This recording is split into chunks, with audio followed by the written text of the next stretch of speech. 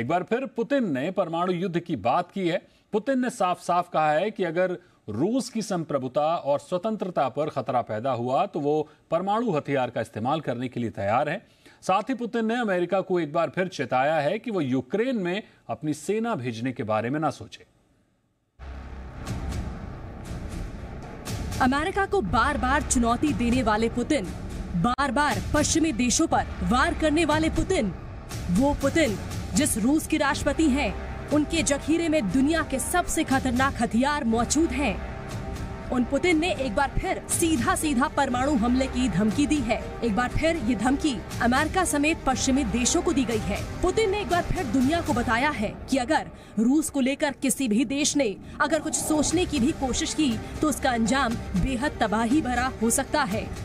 दरअसल रूस यूक्रेन युद्ध में हाल ही में नाटो देशों की सेनाओं के शामिल होने की बात चल रही है, जिसमें खबर ये भी थी कि अमेरिका अब यूक्रेन की मदद के लिए यूक्रेन में अपनी सेना तैनात कर सकता है, जो रूसी वार का सामना करेगी। लेकिन पुतिन ने साफ कर दिया है कि अगर अमेरिकी सेना यूक्रेन में घुसी तो उसका अंजाम क्या हो सकता है।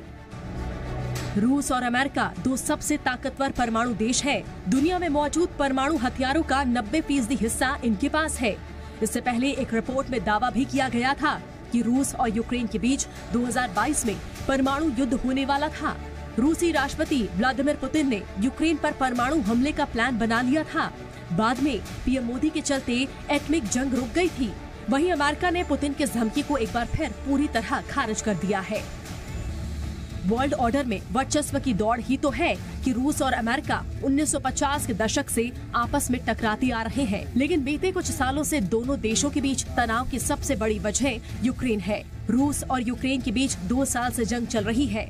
अमेरिका, ब्रिटेन, फ्रांस और जर्मनी समेत कई नाटो देशों ने इस जंग में यूक्रेन को हथियारों से मदद की, लेकिन पिछले कुछ महीनों से जरूरत के हिसाब से मदद नहीं दी जा रही।